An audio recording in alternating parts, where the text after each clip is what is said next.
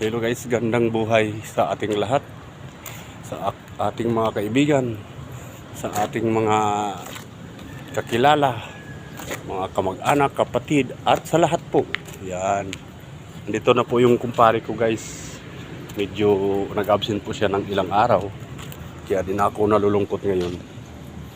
Kaya pupunta na po kami sa meeting, bulsisyon kung tawagin. Kaya akyat na po kami sa opisina guys.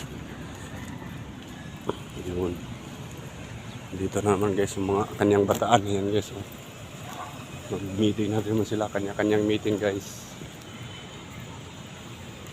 Kami naman paakyat na. Okay guys, babay muna kasi akyat na kami ng office. Baka makita ako ni boss, ng pinaka-boss namin. Yan guys. Okay guys, babay muna.